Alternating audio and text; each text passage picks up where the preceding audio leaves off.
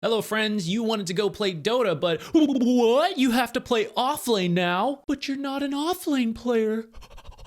What do we do? Don't worry whether you are an experienced Dota player who needs to brush up on how to play offlane or you're a new player getting into the role. We're going to cover all the basics you need to not feed, to be an acceptable offlaner, and at least have some impact every game. Down the line, we'll do a more advanced guide to become like a real offlaner, but for now, let's cover the basics. Keep in mind, you don't have to become an actual offlane player, theoretically the best for the given bracket. We just need to be better than the other panicked role queue offlane players or support players. The concept's the same. If you're doing a different role than usual just to earn the tokens, you just need to be in the middle of the pack doing your best. As long as we are better than the other clueless people who aren't bothering to learn the new role and they're just tanking the losses, you just need to win some. 50% would be great, but if you're like 30 to 40% win rate on an offlane role, and then you earn your tokens to go play your main role, and I assume have a positive win rate there, it'll work out, you can climb, but of course, the better you become at offlane so that you can win more games, that'll make the MMR gains easier. And because the offlane got added as a high demand role, that means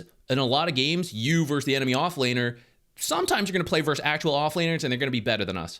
But actually, there's a pretty good chance you're just playing versus someone else who also does not play that role. They're just having to do it because no one is playing the role. That's why it's high demand. So we just need to be better than them, and we are going to have, our team is going to have the better offlaner. It's us. First, we'll need to decide on a hero pool, and you want to hit a couple of things here. First, pick a you don't want to have to do anything complex. As you get further into the role, you can do all that stuff later. For now, just something easy so you don't have to think that hard on it. And then you want a hero who can be useful ahead or behind. If you're watching this video, you're getting into the offlane role. You're not that good at it. So we're actually likely to lose a lot of our lanes to start. Now, if you win, fantastic, then, do whatever you're doing as a winning hero.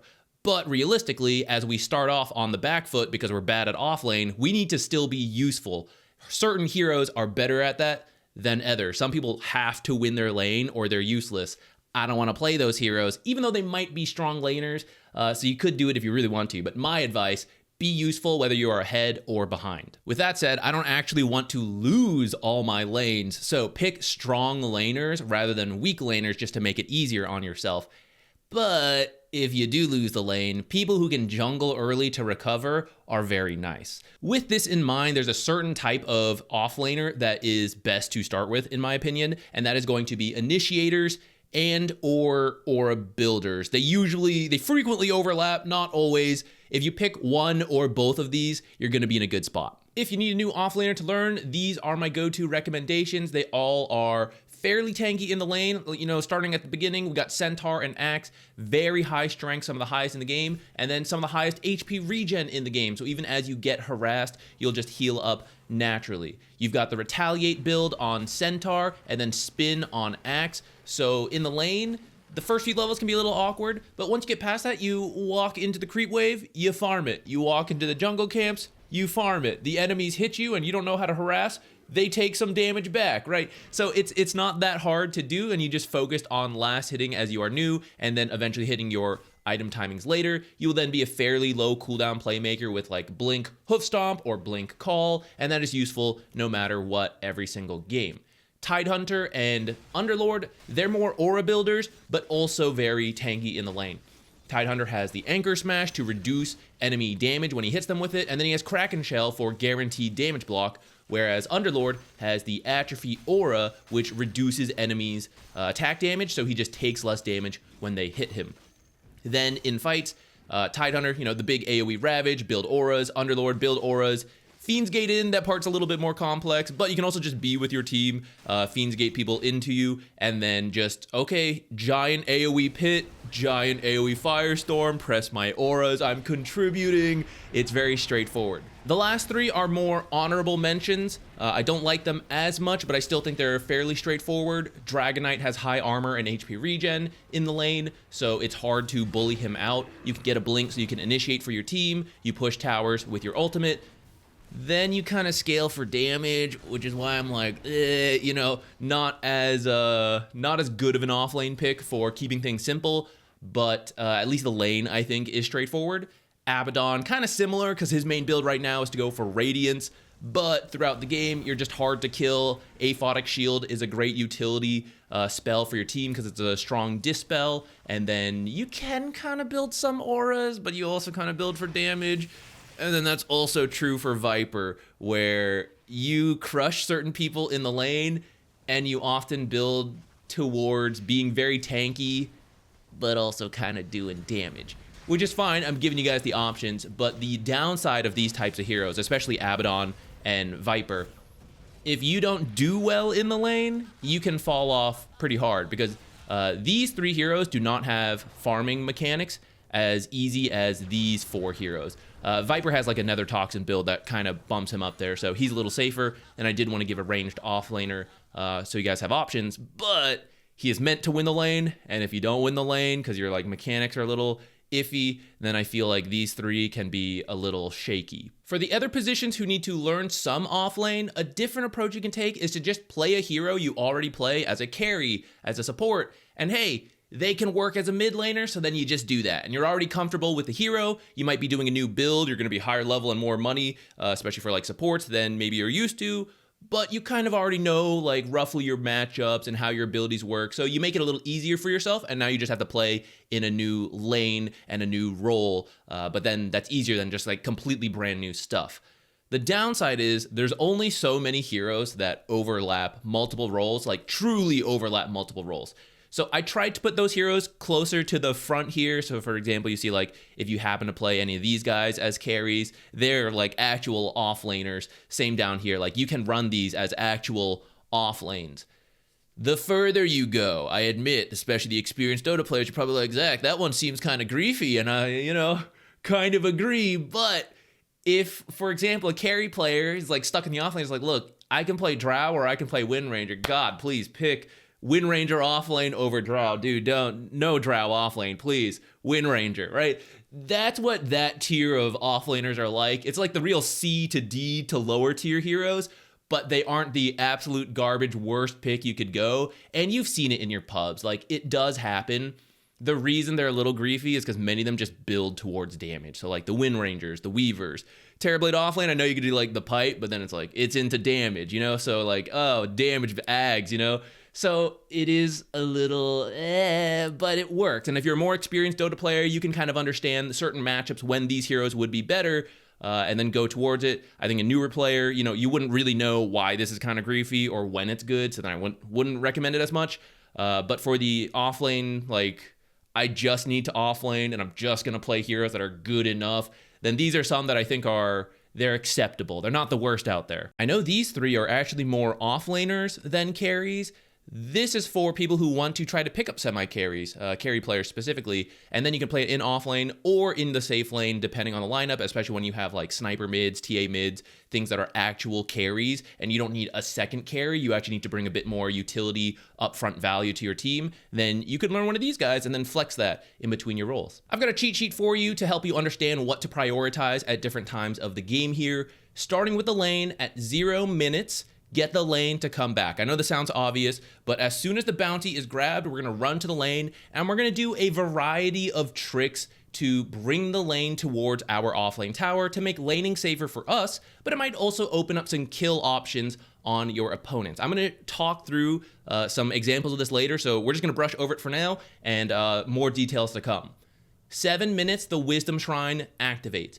You have to make sure your team gets at least 1 Wisdom Shrine. If you lose both, the game is very hard. If you can secure both, great, but you're not usually involved in stealing the enemy Wisdom Shrine unless you have like some global ability. Most of the time, the offlane is part of securing the Wisdom Shrine that is right by the lane. You don't strictly need to be the one to get it. If your 4 support's headed over and you can see the enemy heroes in the lane still, you're fine, just stay where you are. But if you think the enemy is invading, then you need to go get it. And if the support is busy, you need to make sure you head over to the Wisdom Shrine to get it. Along that topic, when the support is busy because they're going to go get the Wisdom Shrine, you can't die. You just have to be patient. You will lose a little bit in the lane, but that's okay.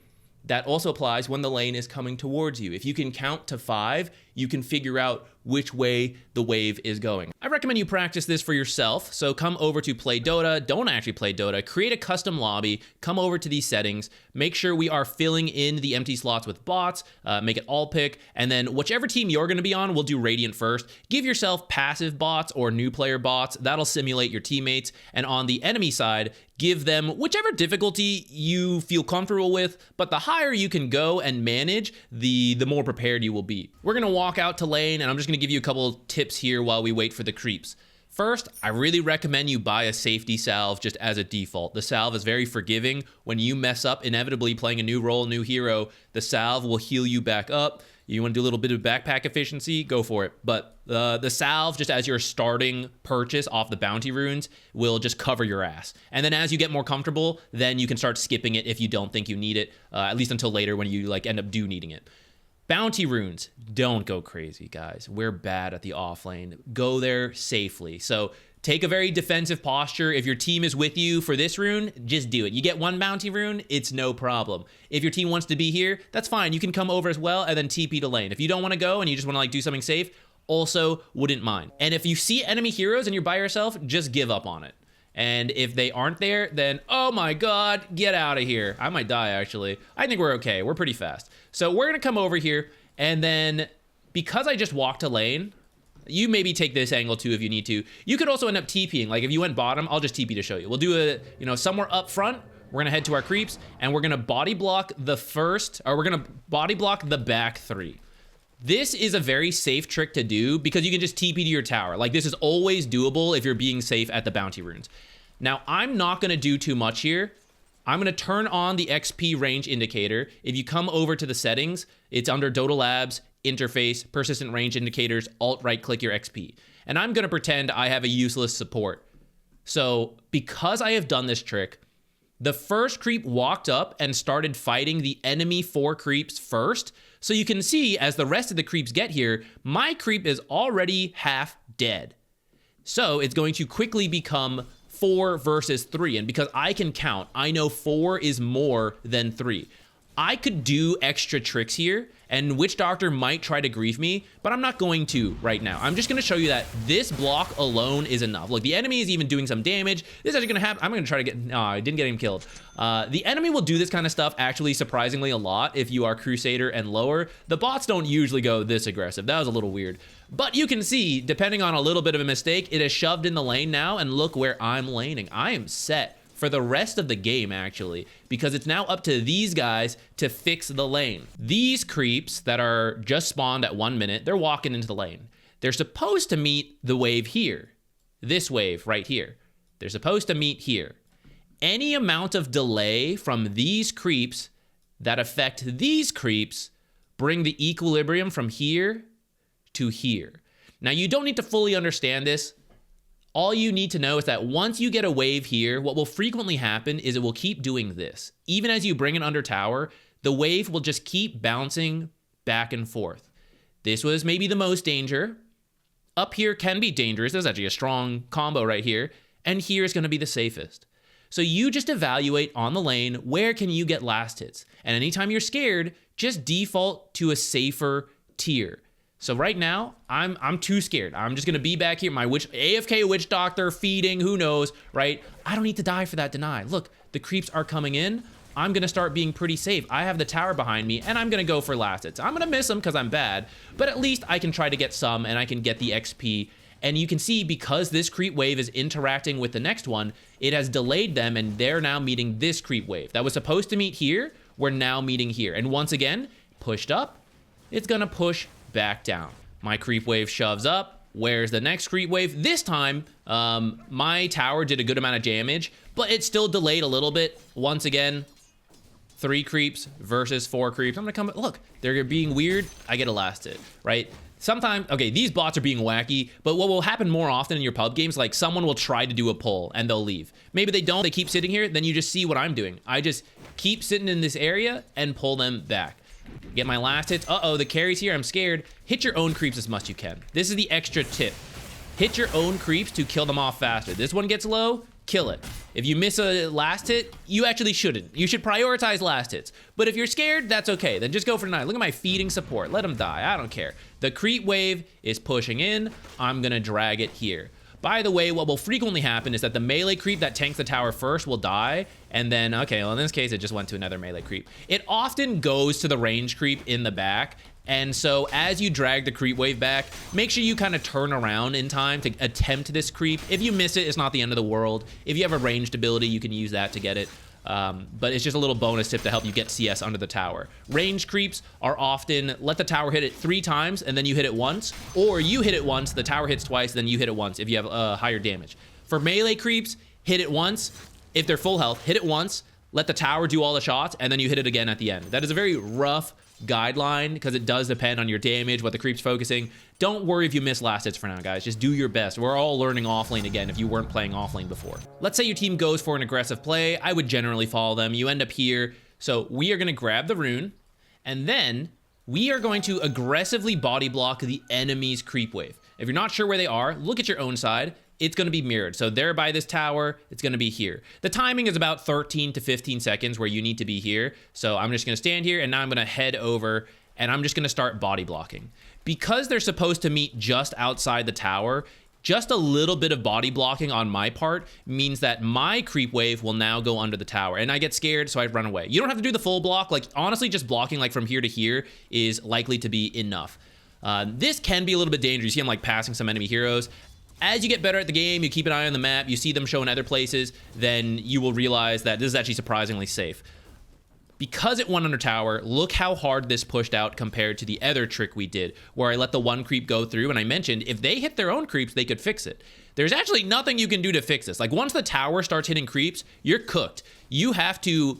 They have to come out and body block our creep wave, and most pubs are simply not going to do that. So right away on the very first wave, the wave has shoved in, and now I'm laning here. Maybe it's a little further up than I like, so I'm just going to keep being safe, and I'm going to wait for it to come in. You don't have to be, this is overly passive, but let's just say you're really scared because this guy's gone. Then don't lose your health for one creep. Just wait, and now here it is. And even if I bring this under tower, it will just do what we talked about. It'll push out, push back in. You come to the lane late. We're not able to do the body blocking trick, so the creeps are going to meet normally. Actually, even if you block the back 3 and let the first one go through, you can still do this trick. So because the creep wave meets here, we're going to immediately draw aggro, and if you can time it with the range creep attacking, like now, it works out. Because like, you pull it back, and then these guys get aggroed by the range creep. It's a little messy sometimes, but you can attempt that. And then I hit their creeps. I mean, I should get this last hit, I guess. Because I aggroed, my creeps went under the tower right away, and then here we are. And then I just hit my own creeps. Maybe I don't get the deny, no big deal, but I help kill the creeps faster, and look at that. The very first wave already up here again, and it's gonna do what? It's gonna push in, it's gonna push back out. Gonna push in, gonna push back out. I'm just in a good spot immediately. Why not just block every creep? There are reasons to do this, but as a newer offlaner, I don't recommend this because it requires more participation from you to get the lane to actually come back. So I do the body block, let's just stop there, and now it meets. I can count, so I know that this is 4 creeps versus 4 creeps, which means this is actually at equilibrium, even though it's a little further here. And I did the air quotes because actually it's gonna push slightly this way because my creeps are going to meet here first. It's getting advanced, don't worry about that. So this is like fake equilibrium where for one wave, it's a little better than here. And if I did a better block, you know, maybe it's like here, whatever. From then on, it's going to be moving this way and then sit here again, unless I do more work. And if I can, then it's okay. And that's part of the reason you would do this, because you feel you can play the lane. But if we are taking the safest default route, and my support, who knows what they're doing, oh, I swear they're gonna be smurfs on the enemy team, and I'm just gonna get destroyed, then I can't actively participate here. And I need to be running in the trees while the other tricks I did, the body block here, instant creep aggro to get to go into the tower, blocking one creep forward, all of those work themselves out without me needing to do anything else. Here, once this happens, which can happen, like even if you were trying to do the other stuff, sometimes it doesn't pan out. What we're gonna do is instantly hit our own creeps as soon as they drop below 50%. And now look at that, count 4 creeps versus 3 creeps. Even if I don't do much here, I'm not gonna use too many other tricks right now. I'm just gonna hit my own creeps as much as possible. And if the enemies don't do the same thing, look what's happening. They should, you can see the creeps were below 50, but they aren't hitting it. And until you get to Immortal, people are not gonna consistently hit their own creeps even as they see you do it. So from here, you just have better equilibrium, right? We're still kind of here for now. I'm still having to work for it, you see, and that's why this isn't as great. You see how close I am to the enemy heroes frequently, but we're getting there. I am pulling it back over time. And again, you can do more tricks. I'm just trying to show you the basics right here, why you have to be involved in this. Okay, and now here I am. It takes about 30 seconds to a minute longer, and it could take a lot longer depending what the enemy does. The other tricks were pretty instant, that very quickly the lane came back out to me and I was good to go. But let's just mess things up. I start attacking too much, I get involved in a fight, my 4 support is terrible, and we start shoving the lane. It might take a little bit to do, but at this point here, you can see we have 2 range creeps and 4 creeps. The lane is shoving. So at this point, just commit, because it's actually really hard to fix it with any of the tricks we talked about. So we're just gonna shove the lane. Don't use the spells that early. That was actually bad. Bad example. You should use the spells to secure the creeps, not to lower them. So lower the creeps with auto attacks and then use spells. And then come do your own pull. Shove the lane in. Look, they have to deal with this. They can't stop me. Oh, sorry, the support's supposed to do this. It doesn't matter, guys. Someone's gotta do it, and we're gonna be self-sufficient. So once the lane starts shoving in because the support tried to grief you, just commit, do your own pull. Zach, it's blocked and the support hasn't. So then buy your own sentry and then shove it in and then do your own pull. It's just how it's gotta be if your rank is like a little lower and people are doing this kind of thing to you. Now you'll notice, because I was doing the pull, this creep wave walked into the tower. That's where you mess us up. You do not want to allow that to happen. So I did a pull, I can come over, grab this creep wave, and if I'm feeling strong, I just bring it over here. This will get my creeps killed off because they're finding the neutral camp, and then these all die. Now here you may enter a weird spot where now their camps fight the neutral camp, and this is where things are a little bizarre. It can be okay. It's just, as you see, very chaotic, but it will still lead to your equilibrium overall. Because now we have these creeps, then we can even reconnect them into here, and then I have the ability to count, and so now I know the enemy has more creeps than I do. I hit my own creeps a little bit, and then here we are. You only do this if you feel strong enough to fight over this camp. This time we're gonna pretend we're a weak lane, so I did the pull, the wave is coming in, and the enemy carry is gonna be coming up. Oh, I'm scared, so I run away. Now the downside of this is that I'm gonna give the enemy the creep camp, so he's gonna get more gold. But if I was losing the lane the whole time, he's getting a lot of money. I need to get something. So then we are giving him short-term value for long-term equilibrium for us. So I bring the creeps around like this, and then I start laning. Now for him, he was killing my creeps, and so you actually see there's not a lot alive. They could have done a better job. Let's say the carry just focused on killing the creeps.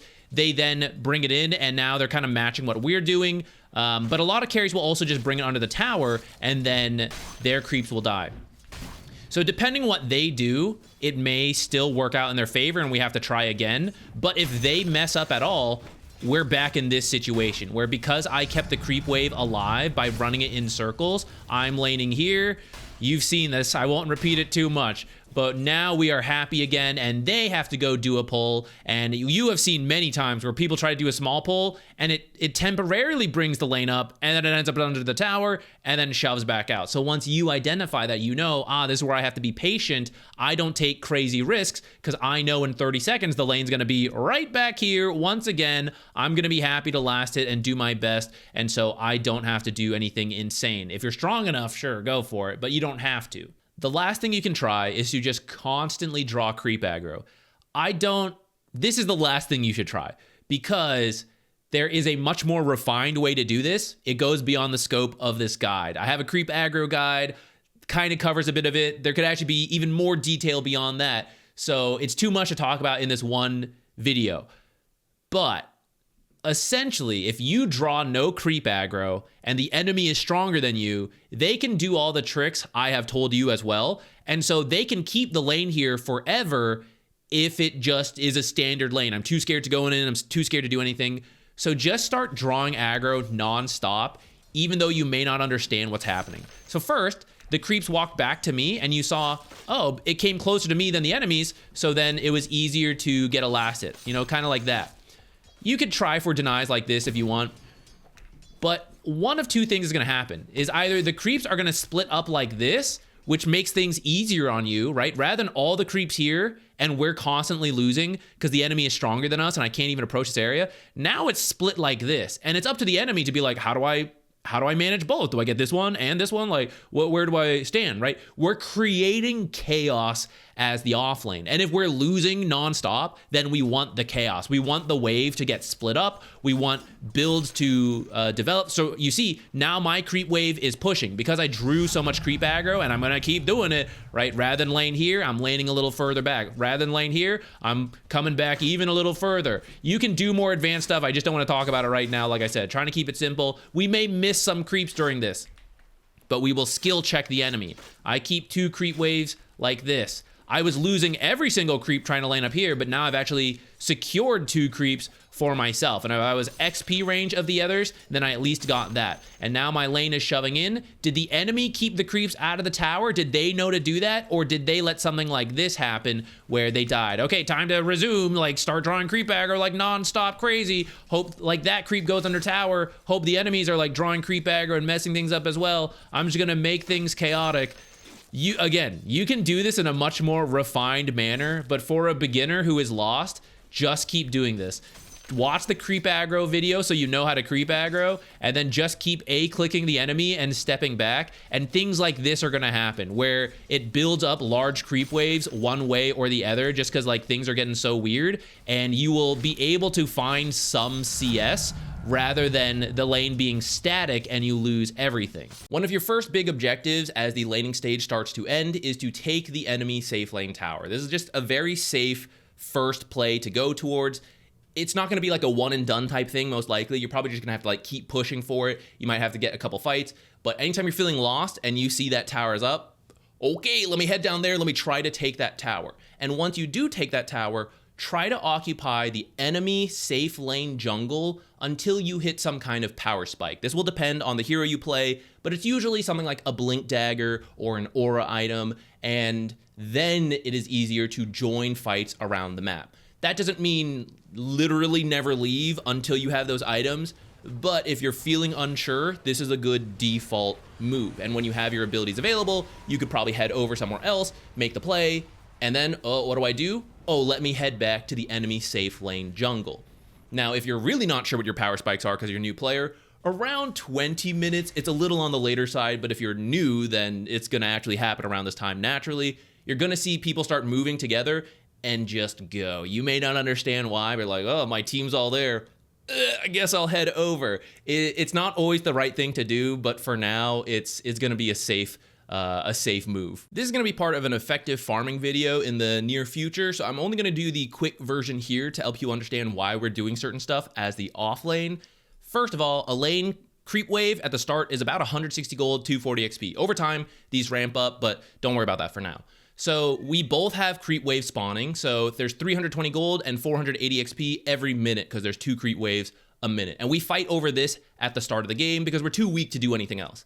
Now, you might use the pole camps, or you eventually get strong enough to start farming these camps, and then you can add in an extra 160 gold and 250 XP that we fight over. This is usually about the first 5 minutes, because then you have enough levels and enough items that you can start opening up more of the jungle, and you can farm it without just dying and wasting your time. So those jungles can be like anywhere on the map. Where you go is very game dependent. But for example, say you're having an off lane, having a rough time, then you might fall back to these camps or to this camp. And yeah, you can see like, okay, if I just completely abandon the lane, I'm getting none of this, but I'm getting about half of it over here, which is better than losing everything in the lane and feeding. So if you're having a really bad time, try to fall back to one of these.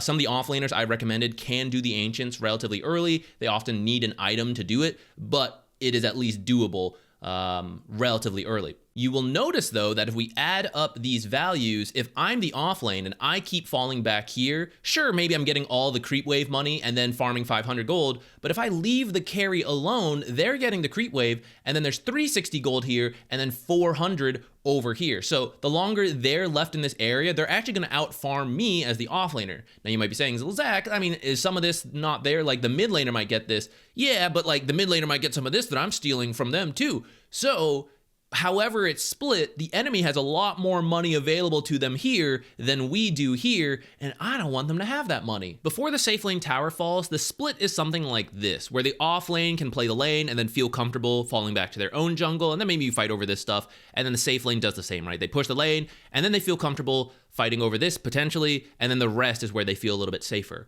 So a very common safe lane farming pattern is to push the lane and then go this way. And then you reevaluate, oh, the offlane has shoved the lane back. Okay, I am like right by my tower, I push it back again. And then maybe I come down here if I can farm ancients early enough. And then I look again, oh, the offlaner shoved it back. Okay, I just come back to the lane once again.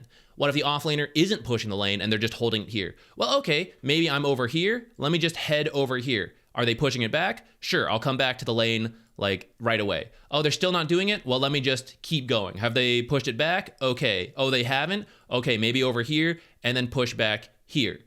I could do this number of arrows any which way. You can increase the efficiency by like timing it with things respawning, stacking, a little bit advanced for this. The point is the safe lane has a million options here of how they path and come back to the lane and get more gold, as you saw from the previous slide, compared to us as the offlane. When we take the enemy safe lane tower, we open up more options for ourselves as the offlane while restricting the safe lane, because this is now the new split where they feel safe up to their tower, they push the lane out, and then, oh, I don't feel so good because the offlaner is playing in here, and I can't see in that jungle, so is he waiting to kill me, or is he gone? I don't know, so let me just play it safe. They shove the lane, and they only have access to these jungle camps now, which is a lot less. As the offlane, what can we do? Well, we're playing this area. Anywhere along this lane, we can kill the enemy creeps and shove it back in. Let's say we're just doing it like right here, right? And then okay, I don't actually want to push the tower, so let me just come back in here. Or maybe I come back bottom, right? Now I can farm this stuff. Oh, from this mid lane, they think, or from this safe lane jungle, they think I'm farming. I'm actually moving to the mid lane to gank that guy and then take his tower. Oh, I'm actually feeling scared, so I'm actually already falling back to my own half of the map. Oh, maybe I want to go surprise the enemy safe lane or set the enemy off lane. I'm going to twin gate. And at any point, you could also just teleport out, right? You don't have to walk any of these paths. You could be farming, see a fight happen, and then just immediately teleport over. So you can see that as the offlane, when we're defaulting to this area, one, we have way more access to farm than we did before when the split was over here, and we have restricted the enemy's carries farm. And then two, we can make a bunch of plays. Whichever we end up picking, I don't know, that depends on the game, but I'm in a good position to move to any of those. Compare that to being over here or back here. There's not as many, like you're farming here, that's usually because you're losing. Like, where do I go from here? I gotta walk all the way here to the mid lane, and this isn't even a good angle. Like, he's gonna see me coming. Like, this surprises him from the back. This is just the front, just like our own mid laner. That's not surprising at all. I want to go to the safe lane. I got to go all the way over here. And there's not a whole lot of farm in this area, so I can't even like farm along the way to get money. When you're back here by default, you also aren't stealing any gold away from the enemy. So maybe you get farmed, and then you get to the game and you're like, hey, he's got the same amount of items as me. Yeah, because you didn't take any of his money. You got to come here and take the money. That's the offlane. We steal their money. From the mid game onwards, it becomes difficult to say exactly what you should be doing because every hero is unique, every game is unique. If you're an experienced Dota player, this part's a little easier because it's like, oh, I used to play support and I know Roshan into towers is good, but now I'm in offlane. Is that still true? Yeah, it's still true, guys. So for experienced players, this shouldn't be as hard of a transition at this point. For newer players, there's a late game flowchart video. I would recommend checking that out for a little bit more detail here. But the long story short is that you want to try to create situations where you have the numbers advantage. Dota's a 5-on-5 game, but if you can take a 5-on-2 fight, that's a lot easier. Especially if you're losing, this is the way you come back, is that you find like 3 of us kill that one guy, and now we have the numbers advantage because now 5 of us can fight those 4 heroes. So you just try to do this. If you don't have your abilities or your items on available to you, try to farm the enemy's half the map. Whoever is the most survivable heroes or the most sacrificable heroes, they're the ones who take this risk rather than stay safe defensively on your own half of the map. you take the risk to push the enemy's side of the map, steal their farm, and offlane is one of the roles that would try to do this. Then, when you either have the numbers advantage because someone has come back to react to that, or because your items and spells are ready, so I'm feeling pretty strong, go fight. You do the fight, push the objectives a little bit, okay, back to farming. And you just kind of like repeat this cycle and keep looking for opportunities where you can kill the enemies, and now that they're dead, you can push their buildings down. Once you get to these fights, enable your best damage dealer. This is often the carry, but sometimes it could be someone else. It's up to you to like figure that out in the game. But we are playing initiators and aura builders, at least that's what I recommended. So we want to combo with the damage dealer, and when I initiate, I want to make sure my damage dealer can hit the target I am stunning. Or my carry is attacking, when they try to get my carry, okay, I go help them. I apply the auras, I try to keep them safe so that they can live and keep doing damage. Alternatively, you can target enemy saves and their damage dealers, especially if you are an offlaner who has a little bit more damage yourself. So rather than helping your carry, okay, the enemy has a save hero like Dazzle. Anyone we try to kill, Dazzle's gonna save them, which means my carry can't actually do damage. So I will go run at Dazzle, and even though I'm not meant to be a damage dealer, I'm an offlane with some items, Dazzle is a support, I can probably kill Dazzle or at least scare him out of the fight. So you go distract Dazzle so he can't save whoever your carry is hitting. Now if you can align these two things together, fantastic. It won't always happen, but typically, do I help my carry, or do I stop the enemy save, or do I absorb all the damage from the enemy carry because we're a tanky initiator who's built auras, right? We are hard to kill, so the carry keeps focusing us, and that means our carry is free to kill the other people. Some random tips to close out this video. You're gonna face a lot of pressure to be active from your teammates. Like, oh, you gotta go like do things, you gotta make space and all that. And it's true, you need to some degree. Of all the core roles, the offlane and the mid are the ones who need to be making the most plays. And because I recommended you guys play initiators and aura builders, part of the reason I recommend that is because frequently people do not draft any of that. So you'll be the only playmaker on your team. So truly, you will have to find time to be active, but you still gotta set your boundaries of your power spikes. And you may not know these power spikes right now because you're learning the heroes and you're learning the role, but eventually you will start to feel it and you will realize everyone is telling me to join fights, but I know I need the blink dagger. Otherwise, I am just walking in and wasting my time and I never get anybody. We're feeding, we're wasting time. It's no good. I need 2 more minutes to finish this blink dagger and then I can do stuff. And as you learn more, you will realize, oh, I don't need the blink dagger, I can go sooner. Oh, I did need the blink, and another item on top of that, right? That's learning the heroes and the roles, but especially for the support players coming in to play offlane, you need to feel comfortable with this because it's like ingrained the guilt of like, oh, I'm not allowed to farm and like, oh, I gotta go do things as a support. No, it is truly part of playing core to AFK farm. I know there's a bad connotation around that, but genuinely it is part of the game. There's an ebb and flow to the action, and it's gonna be hard to know as you start, but I just want to advise you that it is there. Like, you are supposed to have that downtime. That is part of the role. For the newer players and the support players, just try to stay calm about the last hitting and mechanics overall. I know it can be a lot to take in at once when you didn't have to do this before, but you will just get the hang of it. I know there's not like better advice for it, but as you practice it, as you just play games and do it more, it's not that big of a deal. It's just part of the game, but being really nervous about it is only going to make you play worse. So I know it's easier said than done, but try not to get too freaked about it. It's just a video game. It's okay. You're going to feed. That's part of learning it. And everyone is going to go through this right now.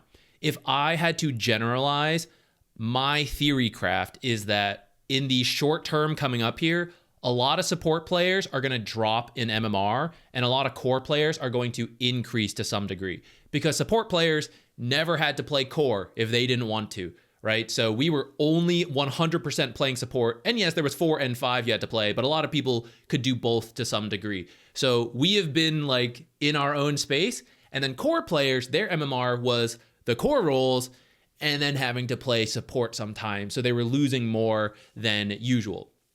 Now it's switched where supports are going to have to start playing offlane and we're not good at it, so we're going to drop a little bit until we get used to it. And core players have to play support a little less often Maybe they're still bad at offlane, so I don't know. Offlane players are truly the ones who should be going up right now, but core across the board, I think it's easier to go between different core roles than core to support and support to core. So the core players MMR likely to increase in the short term.